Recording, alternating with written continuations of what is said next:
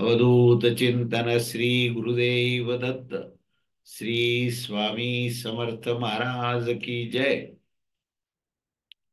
तर मागच्या वेळेस मी असं म्हणालो होतो 6 अध्याय झाल्यानंतर की छांदोग्य उपनिषद इथे संपलेला आहे आणि आजपासून उपसंहार करणार आहे. पण मी जेव्हा उपसंहारावरचं म्हणजे उपक्रमावरचं जेव्हा मी प्रबोधन सगळं पाहत होतो तेव्हा माझं लक्षात आलं की माझी एक चूक झाली आहे की हा छांदोग्य उपनिषद हा केवळ 6 अध्यायाचा नाहीये, तर तो 8 अध्यायाचा आहे.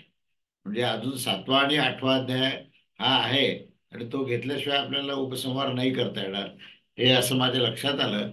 त्यामुळे जो मागे मी सांगितलं होतं की आज उपसंहार आहे, तर तो उपसंहार न घेता मला पुढचा अध्याय म्हणजे 7वा अध्याय घेणं आवश्यक आहे. 7वा आणि 8वा अध्याय झाला की मग हे छांदोग्य उपनिषद संपेल. तेव्हा कमीत कमी अजून महिना 2 महिने याला आहे, अवकाश आहे. हं? तेव्हा मी आता 7वा अध्याय सुरू करत आहे. 7व्या अध्यायातला प्रथम खंड. तर ह्याच्यामध्ये आता हा जो पहिला खंड आणि आता मागच्या वेळेस आपण पाहिलं की पुष्कळ श्वेतकेतू आणि अरुणीचा जो संवाद आहे त्याच्यामध्ये आत्मतत्व किंवा सत्तत्व काय आहे याचं विस्ताराने खूप विस्ताराने चर्चा झाली, अनेक दृष्टांत दिले. आणि शेवटच्या दृष्टांतानंतर श्वेतकेतू म्हणतो की मला आता लक्षात आलेलं आहे की प्रत्यक्ष अनुभव आल्याशिवाय जे आत्मतत्व हे कळत नाही. कितीही वर्णन केलं, कितीही दृष्टांत दिले, तरीही त्या आत्मतत्वाचं ज्ञान हे आपल्याला होऊ शकत नाही. असं पहिल्यांदा त्याने सांगत शेवटचं जे उदाहरण दिलं की जर तो चोर असेल त्याच्या हातावर जर ती कुऱ्हाड मारली तर त्याला त्याचे रक्त निघेल, आणि जो चोर नसेल तर हातावर कुऱ्हाड मारल्यावर सुद्धा काही होणार नाही. तर हा जो काही दृष्टांत आहे तर तो अनुभवाच्या संदर्भात आहे की अनुभव सिद्ध झाल्यानंतर किंवा जो सचोटीने वागणारा आहे आणि जो आत्मस्थितीमध्ये आहे त्याला कुठल्याही प्रकारचं शस्त्र हे त्याला इजा करू शकत नाही, या अर्थाने ते सांगितलंय. आणि तो दृष्टांत देऊन शेवटी श्वेतकेतू म्हणतो की आता मला समजलं आहे की आत्मतत्व काय आहे, सच्चिदानंद तत्व काय आहे. असं सांगून हा 6वा अध्याय आपण पूर्ण केला. आता त्याच शृंखलेमध्ये पुढे जो 7वा अध्याय आणि प्रथम खंड आहे, तर त्याच्यामध्ये काय म्हणतात ते आपण बघूया. तर त्याची पूर्वपीठिका अशी आहे प्रथम खंडाची की प्रधानतः परमार्थ तत्वाचा जो उपदेश करणारा जो 6वा अध्याय आहे, ज्याच्यामध्ये सत ब्रह्म आणि आत्म्याचे एकत्व याचा निर्णय करण्याच्या कारणाने तो अत्यंत लाभदायक आणि उपयोगी झालेला आहे. आणि त्यामध्ये सतपासून पुढे निम्नतर जो विकाररूप तत्वाचा निर्देश केला गेलेला नाही. म्हणजे नुसता सत्तत्वावरच विचार पूर्ण तिथे झालाय, चिंतन झालेलं आहे. पण सत्तत्वाच्या खाली निम्न स्तरावरचे म्हणजे प्रकृतीच्या संदर्भातले जे काही विकाररूप जे आविष्कार असतात, त्या आविष्काराचं कुठेच वर्णन केलेलं नाही. म्हणून सत्पासून निम्नतर विकाररूप जे तत्व आहे त्याचा निर्देश इथे 6व्या अध्यायात कुठेही केला गेला नाही. तेव्हा त्या नामादी तत्वांचा क्रमशः निरूपण करून त्यांच्याद्वारे देखील शाखा चंद्र दर्शनाच्या समान हा भूमा संज्ञक निरितशेयात अशा तत्वाचा निर्देश आता आपल्याला करायचा आहे. याचा अर्थ असा आहे की निरूपण कशाचं करायचंय, तर आपल्याला आत्मतत्वाचं ब्रह्मतत्वाचं करायचंय. पण कशाच्या माध्यमातून करायचंय, तर नाम इत्यादी तत्व जे आहे म्हणजे ज्याचा नाम आणि रूप आहे. प्रकृतीमध्ये काय असतं की प्रत्येक वस्तूला अणुरेणूला जीव मात्राला नाम आणि रूप असतं. तेव्हा नाम आणि रूप याच्या माध्यमातून किंवा याचं क्रमशः निरूपण करून त्याच्याद्वारे शाखा चंद्र दर्शन, याचा अर्थ असा की या झाडाच्या मागे तो चंद्र आहे असं आपण सांगताना निर्देश त्या झाडाचा करतो. आणि त्या झाडाच्या माध्यमातून आपण त्या चंद्रापर्यंत दृष्टी टाकली तर आपल्याला चंद्राचं दर्शन होईल. त्याला शाखा चंद्र दर्शन असं म्हटलंय. तेव्हा शाखा चंद्र दर्शनाच्या समान हा भूमा संज्ञक, भूमा हा शब्द आत्मतत्वाला लावलेला आहे. तेव्हा भूमा संज्ञक हा निरतिशय असं जे तत्व आहे, जे निरपेक्ष आणि जे जे ज्याला आपण स्वयंसिद्ध शाश्वत तत्व असं आपण म्हणू, तर त्या शाश्वत तत्वाचा निर्देश आता श्रुती म्हणते की मी आता त्या संदर्भात मी निश्चितच करेन. आणि अशा या अभिप्रायाच्या दिशेने श्रुती हा 7वा प्रपाठक आरंभ करत आहे. म्हणजे आता इथे म्हणजे श्रुती असं म्हणते, म्हणजे उपनिषद असं सांगताय की मी आता पुन्हा एकदा हे भूमा संज्ञक म्हणजेच आत्मतत्वाचं हे वर्णन मी करणार आहे. आणि वर्णन करताना मी आविष्काराचंही मदत घेऊन करणार आहे. साधारणपणे आपण पाहतो आतापर्यंत आत्मतत्वाचं जे काही वर्णन झालंय तर ते प्रकृतीच्या पलीकडे आहे असं आपण म्हणतो. पण ही प्रकृतीमध्येच ज्या ज्या गोष्टी अनुभवात येत असतात त्याच्याच माध्यमातून आत्मतत्वाचं हे वर्णन किंवा त्याचं निरूपण इथे करत आहेत. तेव्हा हा 7वा प्रपाठक इथे या पद्धतीने आता आरंभ करत आहोत.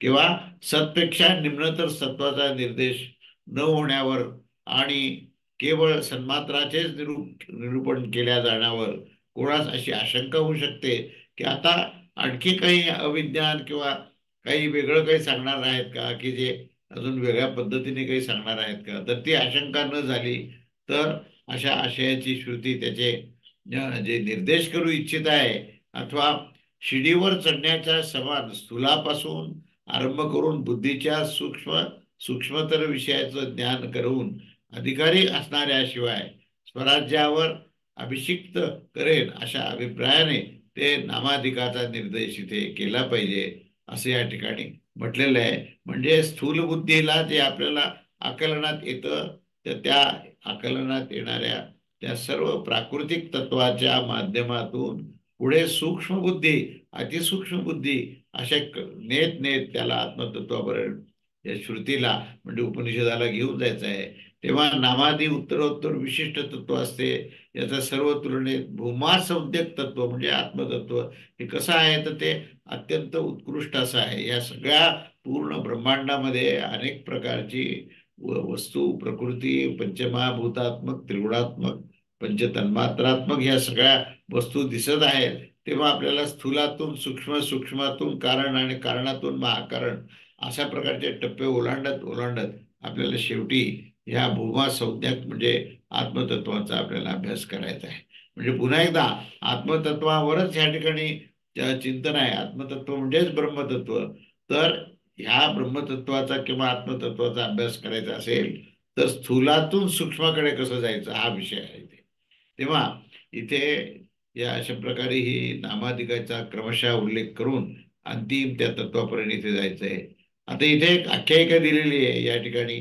ती अशी आहे की पराविद्येच्या स्तुतीसाठीच ही केलेली आहे की जो आपले सर्व कर्तव्य पूर्ण करून चुकला आहे आणि सर्व विद्या संपन्न करून घेतलेला आहे अशा त्या देवर्षी नारदाबद्दल या ठिकाणी ही आख्यायिका सांगितलेली आहे. तेव्हा त्या देवर्षी नारदास देखील अनात्मज्ञ होण्याचे कारण झाले. अनात्मज्ञ म्हणजे ज्याला आत्मतत्वाचं ज्ञान नाही त्याला अनात्मज्ञ असं म्हटलेलं आहे. तर नारदांनी सर्व प्रकारच्या विद्या संपन्न केलेल्या आहेत आणि सर्व प्रकारच्या विद्या संपन्न केल्यावर देखील त्याला अजून आत्मतत्वाचं ज्ञान झालेलं नाही. अशा स्थितीमधल्या नारदाचा या ठिकाणी उल्लेख आहे, वर्णन आहे, त्याची आख्यायिका आहे. तेव्हा या नारदास या अनात्मज्ञ होण्याचं कारण काय आहे आणि त्यामुळे तो अतिशय शोक करत होता की मला इतकं मी अध्ययन केलं पण मला अजूनही जे अंतिम ज्ञान आहे जे सर्वश्रेष्ठ असं ज्ञान आहे ते मात्र मला अजून मिळालं नाही. ज्याने अतिशय पुण्य संपादन केलं नाही आणि जो अकृतार्थ आहे अशा कोणत्याही अन्य अल्पज्ञ जीवाची तर गोष्ट काय सांगावी. जर नारदासारख्या एवढ्या श्रेष्ठ ज्ञानी पुरुषाला जर आत्मतत्व जर कळत असेल तर अन्य जे आहेत अल्पज्ञ जे लोक आहेत जीव आहेत त्यांना मात्र हे आत्मतत्व कसं काय समजावं हा प्रश्न इथे मांडला आहे. तेव्हा आत्मज्ञानापेक्षाही अधिक कोणत्याही कल्याणाचं साधन दुसरं काही नसतं हे प्रदर्शित करण्यासाठीच या ठिकाणी सनतकुमार आणि नारद यांची इथे आख्यायिका सांगितली आहे.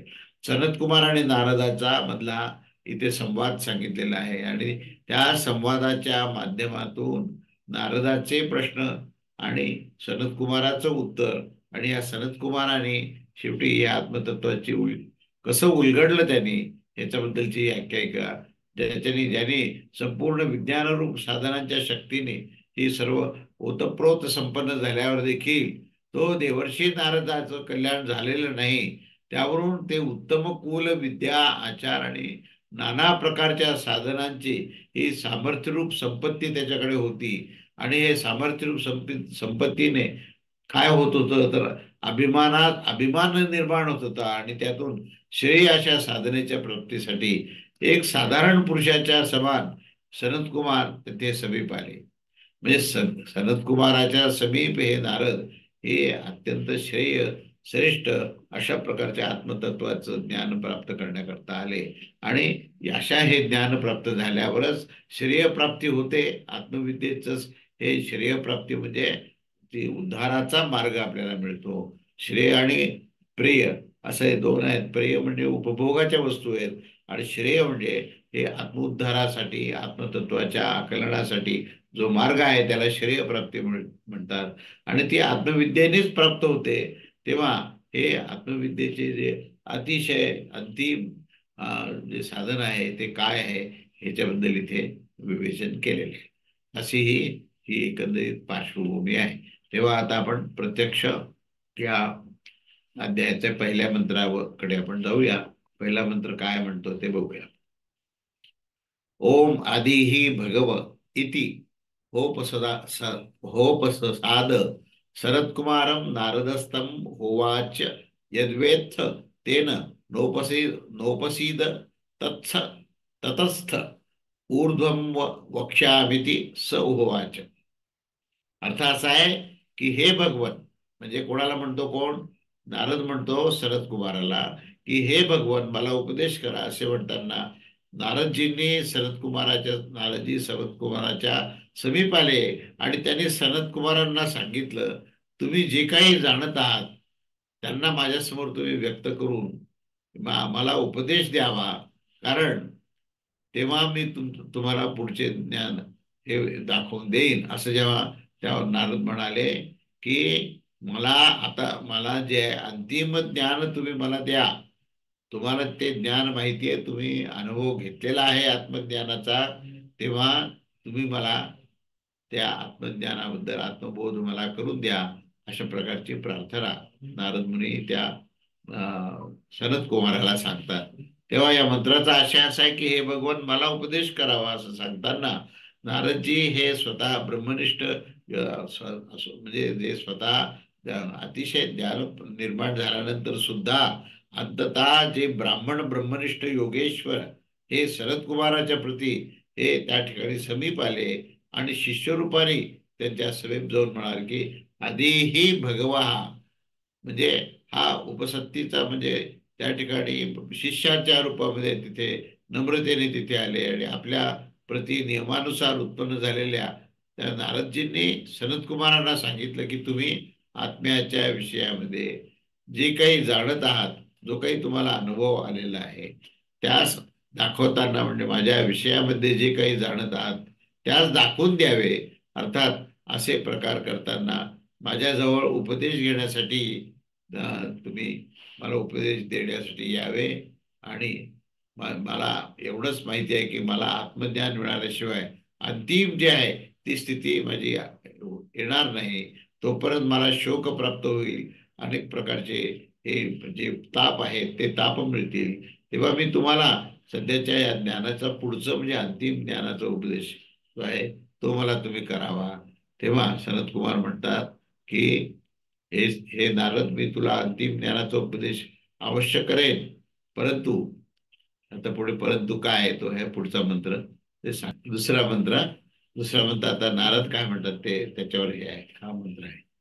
ऋग्वेदम भगवो धेमी चतुर्वेदम सामवेदम अथर्वणम चतुर्थम इतिहासम पुराणम पंचम वेदानाम वेदम पितरम राशि दैवम निधि वाको वाक्यम एकायनम देवविद्यां ब्रह्मविद्यां भूतविद्यां क्षत्रविद्यां नक्षत्र विद्यां सर्पदेवजन विद्यां एतद् भागवो अध्येमी.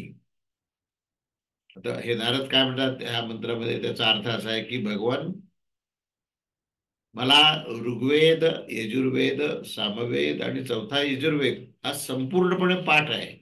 आणि त्याच्याशिवाय हा इतिहास पुराण रूप पाचवा वेद सुद्धा मला अतिशय ज्ञात आहे. आणि वेदांचा वेद असणारा जे व्याकरण आहे, ते व्याकरण श्राद्धकल्प, गणित, उत्पाद ज्ञान, निधीशास्त्र, तर्कशास्त्र, नीती, देवविद्या, ब्रह्मविद्या, भूतविद्या, क्षत्रविद्या, नक्षत्रविद्या, सर्पविद्या, गरुडविद्या आणि देवजन विद्या, नृत्य संगीत इत्यादी हे सर्व मला ज्ञात आहे. म्हणजे त्यांनी केवढी मोठी यादी सांगितली आहे की आपल्याला काय काय ज्ञान आहे म्हणताना चारी वेदाचा उल्लेख केला आहे, इतिहास पुराणाचा उल्लेख केला आहे. आणि त्याच्याशिवाय जे व्याकरण आहे किंवा श्राद्धविधी आहे, गणित, शास्त्र, अनेक प्रकारचे शास्त्र सांगितले त्यांनी, निधीशास्त्र, तर्कशास्त्र वगैरे वगैरे. तर हे सर्व कला, शास्त्र, या सर्वांचं मला ज्ञान आहे. तेव्हा दुसऱ्या मंत्रामध्ये आशय असा आहे की नारद सांगत आहेत की हे भगवन, मी ऋग्वेदाचे संपूर्ण अध्ययन केले आणि ऋग्वेद मला मुखोद्गत असून त्याचे मला अखंड स्मरण असतं. तसंच मी यजुर्वेद, सामवेद आणि चौथा जो अथर्वण वेद हा आहे, तर तोही मला पूर्ण माहिती आहे. वेद शब्द हा प्रसंगतः प्राप्त होण्याच्या कारणाने इतिहास पुराण रूप पाचवा वेद जो आहे, तो हा इतिहास आणि पुराण याच्यामध्येच हा त्याला पाचवा वेदही मानलेला आहे, तर तेही मला ज्ञात आहे. त्याच्याशिवाय व्याकरण, कारण की व्याकरणाच्या द्वारे पदाधिकाचा विभागपूर्वक ह्या ऋग्वेद इत्यादीमध्ये त्याचं ज्ञान होत असतं. त्याच्याशिवाय पित्र श्राद्ध कर्म हे जे आहे त्याचंही मला विधिविधान किंवा कल्प माहिती आहे. राशी, गणित, देव, उत्पात ज्ञान, निधी ज्ञान, महाकाळादी निधीशास्त्र, एकायन नीतिशास्त्र, नीतिशास्त्र, देवविद्या, निरुक्त, ब्रह्मविद्या, ब्रह्म अर्थात ऋक, यजुः, साम, संज्ञक वेदांची विद्या म्हणजे पुढे शिक्षा, कल्पछंद, चिती, भूतविद्या, भूतशास्त्र, क्षत्रविद्या, ज्योतिष्य, सर्प सर्पदेवजन विद्या अर्थात सर्पविद्या, गारुड आणि देवजन विद्या, गंधयुक्ती आणि नृत्य, गान, वाद्य आणि शिल्प आदी सर्वांचे विज्ञान देखील मी संपूर्णपणे जाणत आहे. म्हणजे ही एवढी मोठी त्यांनी म्हणजे नारदाला काय काय माहिती आहे हे त्यांनी विचारलं की तुला पहिल्यांदा काय माहिती आहे हे सांग, म्हणजे पुढचं मला काय सांगायचं हे मला कळेल. आणि जेव्हा नारदाला काय काय माहिती आहे हे जेव्हा सांगायला सुरुवात केली, तर ती प्रचंड मोठी यादी आहे. आणि त्या यादीचा तिथे या दुसऱ्या मंत्रात उल्लेख केला आहे की मी सर्व वेद जाणतो, मी शास्त्र जाणतो, मी सर्व प्रकारच्या कला जाणतो, मी इतिहास पुराण जाणतो. म्हणजे हे जाणण्याचे जे जे म्हणून काही आहे ते सर्व काही ग्रंथ हे त्याचं ज्ञान त्याला परिपूर्ण आहे. आणि एवढं होऊन सुद्धा त्याला शोक शोक प्राप्त होतो. त्याला असं एक प्रकारची अस्वस्थता होते की हे सगळं ज्ञान असून सुद्धा मी इतका अस्वस्थ का झालो. म्हणून नारद जे आहेत ते सनत कुमारासमोर जातात आणि ते आपल्या परिस्थितीचं सगळं हे वर्णन करतात की अशी अशी माझी ही परिस्थिती आहे. तेव्हा तुम्ही काहीही करून मला ह्याच्यातून बाहेर काढण्याकरता तुम्हाला जे आत्मज्ञान प्राप्त झालेलं आहे, तुम्ही जो प्रत्यक्ष अनुभव घेतलेला आहे, तर ते मला द्या. मी एवढं सगळं मला प्राप्त होऊन सुद्धा मला ते अंतिम ज्ञान अनुभवात सिद्ध झालेलं नाही. असे हे विवेचन या दुसऱ्या मंत्रामध्ये त्यांनी केलेलं आहे. त्याच्यावर आता तिसरा मंत्र काय ते आपण बघूया. सोहम भगवो मंत्र विदेवास्मी नात्म विच्छृंह्येव मे भगवत दृश्ये व्यस्तरती शोकमात्म विदिति सोहम भगवः शोचामि तम मा भगवान शोकस्य पारम तस्यत्विति तम होवाच यद्वै किंचित दृश्य गिष्टा नामय वै तत्. अर्थ असा आहे की हे भगवान, नारद म्हणतात त्यांना की तो हे सर्व मी तुम्हाला सांगितलं हे केवळ म्हणजे त्यामुळे मी केवळ मंत्रवेत्ताच झालो आहे, मी आत्मवेत्ता झालेलो नाही. आणि मी आपल्यासारख्यांनी सांगितल्यावर ऐकले आहे की आत्मवेत्ता हा कधीही शोक त्याला होत नाही, शोकास तो पार करून तो पुढे जातो. आणि भगवान मी मात्र शोक करत आहे. इतकं सगळं ज्ञान हे केवळ मंत्राचं ज्ञान आहे. म्हणून कोणी मला मंत्रवेत्ता म्हणू शकेल, पण मंत्रवेत्ता जो असतो तो आत्मवेत्ता असतोच असं नाही. आणि म्हणून मला अत्यंत शोक होत आहे, आणि त्याकरता तुम्ही मला हे ज्ञान द्या, असा त्याचा अर्थ आहे. तेव्हा हे भगवान, अशा या शोकापासून मला मुक्त करावा अशी प्रार्थना आहे. आणि त्यावर सनत कुमारने त्याला काय सांगितलं, की की तुम्ही जे काही जाणत आहात, तुम्ही एवढी मोठी जी यादी केली आणि तुम्ही जे जाणत आहात ते केवळ नामच आहे. जे सनत कुमाराचा त्याच्यावरची प्रतिक्रिया काय आहे बघ. नामरूपात्मक जी प्रकृती आहे, नामरूपात्मक जे जगत आहे, त्या जगताबद्दलच तुम्ही जाणता, म्हणून तुम्ही जे काही जाणत आहात ते नामच आहे, म्हणजे नामरूपात्मक जगत आहे.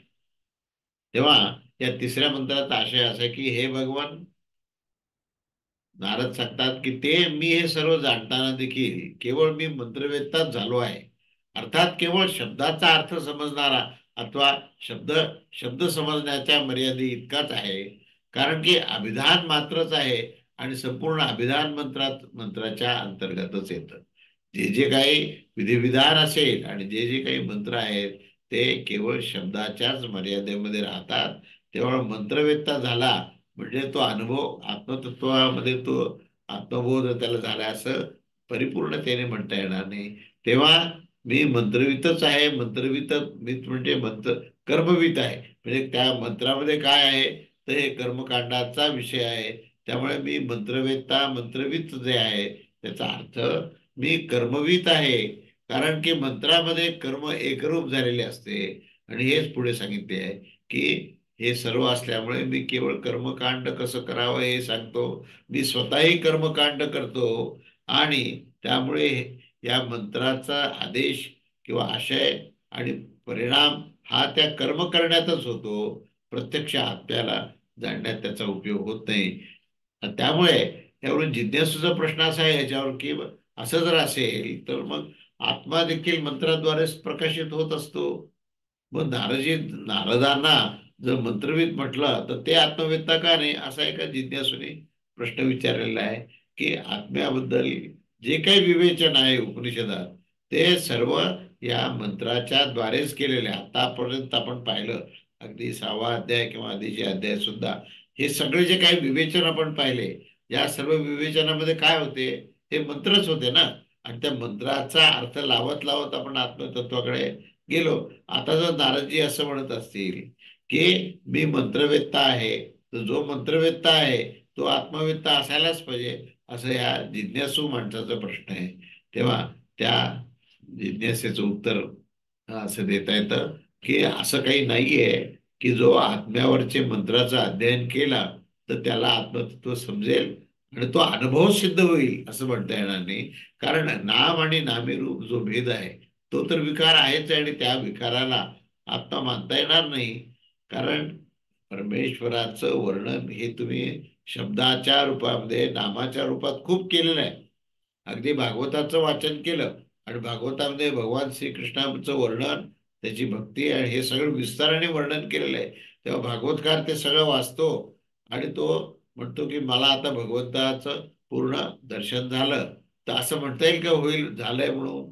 कारण जे नाम तो घेतो आणि जो नामी आहे, नाम म्हणजे काय की त्या परमेश्वराचं वर्णन ज्या शब्दामध्ये त्याला नाम म्हणतात. आणि नामी कोण आहे तर तो प्रत्यक्ष भगवंत आहे. तर जे वाचन करतात किंवा जे पाठांतर करतात तर ते त्या नामाबद्दलच सगळं काही वाचन करत असतात.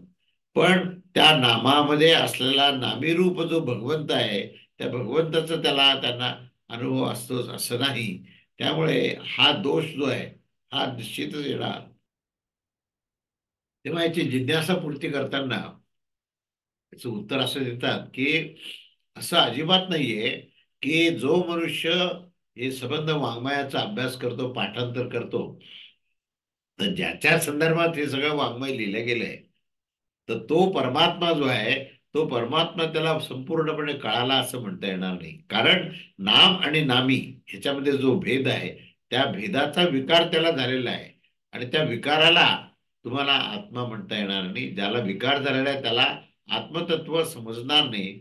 आणि जर समजा की आत्मा देखील ह्या आत्मा ह्या शब्दानेच आपण व्यक्त करतो. त्यामुळे आपल्याला दोष काय असं जर कोणी म्हणेल तर असंही म्हणणं बरोबर नाही. कारण की जिथून ही वाणी परतून फिरून जाते, जेथे जेथे अन्य काहीही दिसत नाही इत्यादी वर्णन श्रुतीने केलेलं आहे, तेव्हा वाणी निशब्द झाल्याशिवाय आत्मतत्वाची प्रतीती येत नाही, असा हा सिद्धांत श्रुतीने सांगितलेला आहे. म्हणून वाणीमध्ये वर्णन किती करा आणि तुम्ही किती श्रवण करा, त्यामुळे तुम्हाला प्रत्यक्ष त्याचा अनुभव सिद्ध होईल असं अजिबातच नाहीये. म्हणून आत्मा ह्या शब्दाचं वर्णन करताना सुद्धा आत्मा हा शब्द आहे, आणि तो शब्दाचं उच्चारण 100 वेळेला जरी केला तरी आत्मतत्वाचा अनुभव हा येणार नाही असं. आणि म्हणून जिथे शब्द संपलेले, जिथे तो निशब्द झाला आणि ज्या ठिकाणी तो अनुभवामध्ये तो एकरूप झाला, तर त्या ठिकाणी आत्मतत्वाचं हे वर्णन सुरू होतं. म्हणून जिथे ही वाणी थांबली आणि ती थांबल्यानंतर तू ती परत फिरून आली, परंतु वाणी जिथे थांबली ते जे स्थान आहे, त्या स्थानाचा इथे उल्लेख केलेला आहे की ज्या ठिकाणी आत्मतत्वाशी अभिन्नता झाली तेव्हा तो निशब्द होतो, शब्दाच्या पलीकडे जातो, असं यांनी इथे विवेचन केलंय. तेव्हा हा जो काही प्रश्न उत्तराचा भाग आहे तो जिज्ञासा आणि जिज्ञासापूर्तीचा, त्यावर ते पुढे जिज्ञासू असं म्हणतो की आत्मा तर हा निम्न आहे असं वाटतं मला, कारण तो आत्मा आहे अशा प्रकारे शब्दाच्या उच्चाराने आपण आत्म्याची प्रतीती देण्याचा प्रयत्न करतो. सगळे शिक्षक काय म्हणतात किंवा पुष्कळ आपण संस्था सुद्धा पाहतो की आत्मा काय आहे. काही काही संस्थेमध्ये तर इथपर्यंत आहे की आत्म्याची आकृती काढतात ते, की हा इथे आत्मा आहे, या तुमच्या हृदयात आत्मा आहे. आणि मग तो शब्दाच्या रूपामध्ये त्याला निर्देश करून तो सांगितला जातो. म्हणून तो तर तुम्ही सांगताय त्याप्रमाणे निर्गुण निराकार आणि निशब्द अवस्थेमध्ये असलेला आत्मा जो आहे तो असं असा असेलच असं नाही, तर शब्दांनी व्यक्त करता येतो. म्हणून तो तुम्ही सांगितलेल्या आत्मतत्वाच्या वर्णनापेक्षा हा निम्न आहे असं मला वाटतं. तर त्याच्यावर उत्तर असं आहे की असं हे अजिबात नाही. त्याच्यामध्ये असं बोलणं हा काही दोष नाही, त्याचं वर्णन करण्याकरता शब्दाचा आपल्याला उपयोग करावाच लागेल. पण भेदाच्या विषयभूत जो देहधारी हा स्वतः प्रत्येकात्मा मध्ये हा प्रयोग केलेला केलेला आत्मा हा जो शब्द आहे, तो देहादिकांचे आत्मतत्व निरस्त करून गेल्यावर जे काही शेष राहत असतं त्यास जर मुख्य वृत्तीने युक्त होण्याच्या ते शब्दवाच्य मात्र नसतं. आणि शब्द सांगता सांगता निशब्दता ही निर्माण झाली पाहिजे. शब्द सांगण्याचा उद्देश काय आहे की तुम्ही ध्यानावस्थेमध्ये जायचं आणि निशब्द अवस्थेमध्ये तुम्ही शांत स्थितीमध्ये त्याचा अनुभव घ्यायचा. अनुभव घेण्याकरता घेण्याच्या आधी जी तयारी आहे त्या ठिकाणी नामस्मरण आहे. पण नामस्मरण करता करता करता त्याचं नाम घेण्याचं काम थांबतं, त्याची वैखरी शांत होते आणि तो परावाणीमध्ये जातो. आणि तो त्या तत्वाशी ज्यावेळेस अभिन्न होतो तेव्हा त्याच्या मुखातून शब्द येत नाहीत, हे समजणं आवश्यक आहे. त्यामुळे तो शब्दाच्या पलीकडे आहे. त्या कारणाने नारदजी सांगतात की मी मंत्रवेत्ता अर्थात कर्मवेत्ता आहे, आणि कर्माचे कार्यात जर सर्व विकार असेल तर मी विकारज्ञच आहे असं म्हणता येईल. आत्मज्ञ किंवा आत्मरूप प्रकृती म्हणजे कारणाच्या स्वरूपात जाणणारा मी मुळीच नाही, याच असं म्हणणं आहे की आचार्यवान असा असा पुरुष, असा शब्दप्रयोग केला की आचार्यवान जो पुरुष आहे तोच आत्मा जाणत असतो. आणि ही गोष्ट जेथून जेथून वाणी परतून फिरत येत असते त्या बिंदूपाशीचा विषय आहे. तेव्हा इत्यादी पासून सुद्धा हे श्रुतीपासून सुद्धा या आत्मतत्वाला प्रमाणित केलेलं आहे. कारण माझ्यासारख्यांना मी असं ऐकलंय की शास्त्रीय ज्ञान हे कसं आहे की शास्त्रामध्ये असं स्पष्ट सांगितलं की जो आत्मवेत्ता असतो त्याला शोक मानसिक ताप कधीही होत नाहीत. तो अकृतार्थ बुद्धी त्याची नसते. तो अकृतार्थ बुद्धीस पार पाडून घेत असतो. आणि हे भगवान, मी अनात्मज्ञ असल्या कारणाने मला पुष्कळदा शोक निर्माण होतो, मी शोक करत असतो. अर्थात अकृतार्थ बुद्धी सदैव संतप्त मी ठेवत असतो. आणि त्या बुद्धीस देखील हे भगवान आत्मज्ञानरूपी नौकेने या शोकसागराला पार पडून मला पोहोचून जायचं आहे. म्हणून मला कृतार्थ बुद्धीने ही आत्मतत्वाची आत्मबोध हे प्राप्त करून द्यावा, अर्थात अभयपदास मला प्राप्त करून द्या, अशा प्रकारे सांगताना त्या नारदास सनत कुमाराने पुढे सांगितले. काय सांगितले ते बघ. नारदाला ते म्हणतात की तुम्ही हे सर्व जे अध्ययन केलेलं आहे त्या अध्ययनाने त्याच्या अर्थाचे ज्ञान देखील उपलक्षित होत असते. पण त्यामुळे तात्पर्य असं येतं की तुम्ही हे काही जे जाणता ते सर्व केवळ नामरूपच आहे. आणि ती प्रकृतीमधूनच ते आलेलं आहे, प्रकृतीचंच त्याचं रूप आहे. आणि तुम्ही बोलताय तर तुमच्या मुखाचा विनियोग, तुमच्या वाणीचा विनियोग करून ते मात्र शब्द स्वरूपातच आहे, म्हणून त्याला नामच आहे असं म्हटलंय. आणि हा सगळा जो विकार आहे, हा विकार का निर्माण झाला, तर विकार त्या वाणीवर अवलंबून असल्यामुळे तो नाममात्र आहे. कारण आपण जेव्हा भगवंताचं नाम घेतो तेव्हा त्याला नामरूपामध्ये आपण पूर्ण बद्ध करण्याचा प्रयत्न करतो. आणि आपण मग त्या जसं रामाचं नाम घेतलं तेव्हा रामाच्या नामातून जी काही कल्पना आपली येते ती एखाद्या व्यक्तित्वाचं आपल्याला आकृती आणि प्रकृती दिसते. पण वस्तुतः आत्मतत्व हे आकृती प्रकृतीमध्ये बद्ध होऊ शकत नाही. पण वाणीतून जेव्हा आपण वर्णन करतो तेव्हा आकृती प्रकृतीचंच वर्णन करतो, म्हणून त्या वाणीमध्ये विकार आहे. आणि तो विकार कसा आहे तर तो नामाशी धरून आहे, नाममात्र आहे तो, असं ही श्रुती सांगते. आणि सरळ सांगण्यामध्ये तळमळ अशी आहे की तुम्ही ज्याला अनुभव अनुभव म्हणता तर तो अनुभव जो आहे तो केवळ प्रकृतीमधलाच अनुभव आहे. प्रकृतीच्या पलीकडे असलेलं जे तत्व जे आहे त्याचा अनुभव अजूनही आलेला नाही, तर तो कसा घेण्यात येईल. अशा प्रकारचा हा प्रश्न हा वारंवार इथे केलेला आहे. तेव्हा तिसरा मंत्र इथे संपतो आणि पुन्हा एकदा चौथ्या मंत्रामध्ये पुढे असं म्हटलेलं आहे की नामवा ऋग्वेदो यजुर्वेद हा सामवेद अथर्वण चतुस्थ इतिहास पुराण हा पंचमो वेदानाम वेद हा पितरो राशीदैवी निधिर वाको वाक्य एकायनम देवविद्या ब्रह्मविद्या भूतविद्या क्षत्रविद्या नक्षत्रविद्या सर्पदेव जलविद्या नामही वैतन्नामो पास्वेत. अर्थपुरात असा आहे की ऋग्वेद नाम आहे, यजुर्वेद हे नामच आहे, सामवेद चतुर्थ, चौथा जो अथर्वण वेद आणि पाचवा जो आहे तोही वेदाचाच त्याला रूप दिलेलं आहे. वेद इतिहास पुराण, वेदांचा वेद असलेलं व्याकरण, श्राद्धकल्प, गणित, उत्पत्त ज्ञान, निधिध्यान आणि तर्कशास्त्र, नीतिशास्त्र, निरुक्ती, वेदविद्या, भूतविद्या, धनुर्वेद, ज्योतिष्य, गारुड इत्यादी संगीत, अशा प्रकारचे हे संगीतकला, शिल्पकला हे सुद्धा त्यामध्ये आलेले आहे.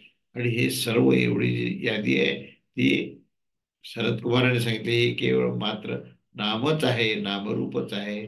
तेव्हा ह्या नामरूपाच्या माध्यमातूनच आपल्याला आत्मतत्वाचं ज्ञान घेणं आवश्यक आहे. तेव्हा ह्या नामाचीच उपासना करून या नामाच्या माध्यमातून त्या आत्मतत्वाची प्राप्ती करायची आहे. म्हणून इथे सनतकुमार शेवटी या मंत्राच्या शेवटी काय म्हणतात की तुम्ही त्या नामाची उपासना करा, मग तुम्हाला जी गोष्ट हवी पाहिजे ती अवश्य मिळेल. म्हणजे या चौथ्या मंत्राचा आशय असा आहे की ऋग्वेद नाम आहे, यजुर्वेद इत्यादी सुद्धा हे सर्व वेद नाम आहे.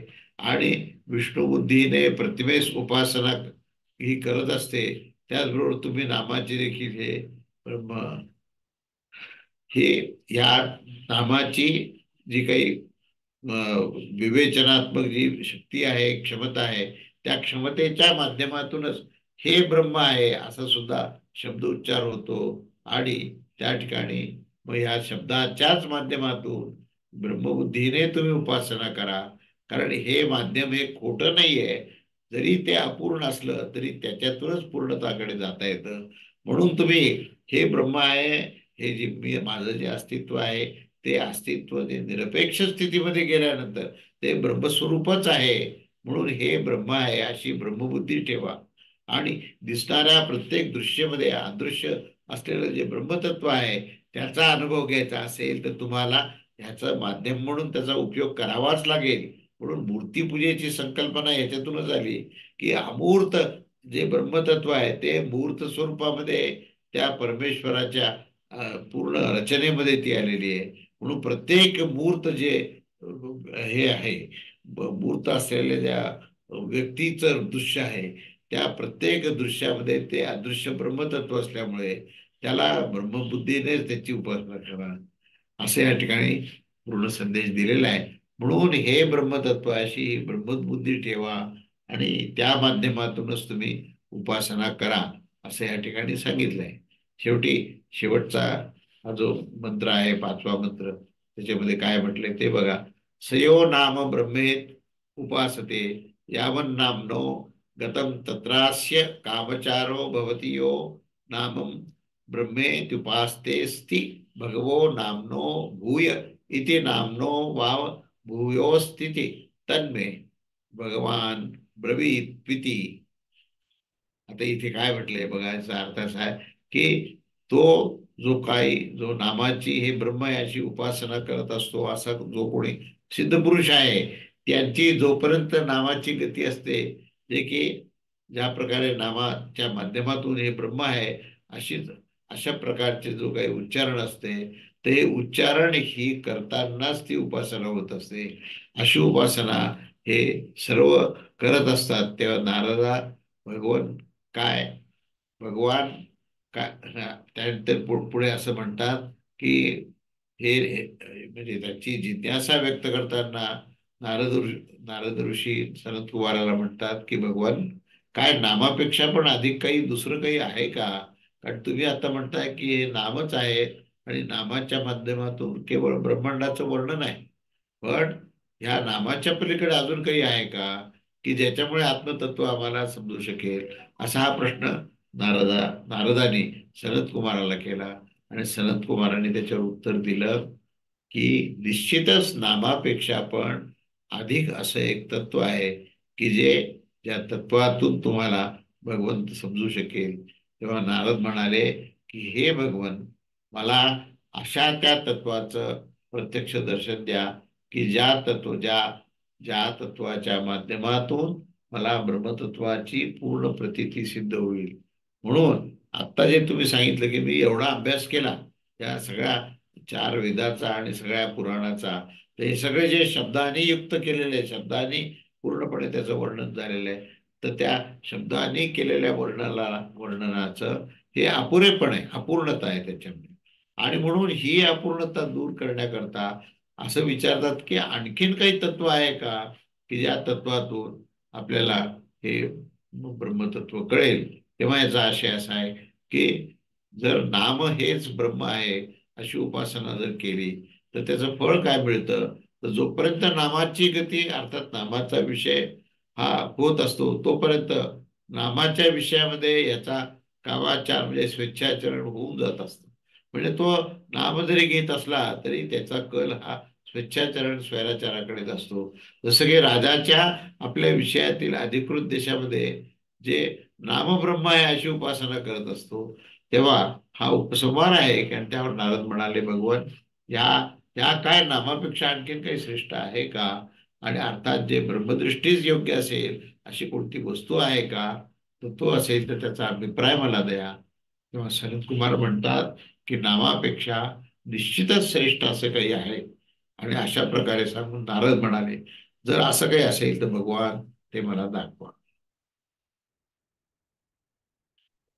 अशा अशा प्रकारे आता या उपनिषदातल्या सातव्या अध्यायातला हा पहिला खंड आपण पूर्ण केला, त्याचे 5 मंत्राचा आपण अभ्यास केला. त्याच्या पुढचा भाग जो आहे आपण दुसरा खंड म्हणजे सातव्या अध्यायातल्या दुसऱ्या खंडाकडे आपण पुढच्या रविवारी वळूया. अवधूत चिंतन श्री गुरुदेव दत्त. श्री स्वामी समर्थ महाराज की जय.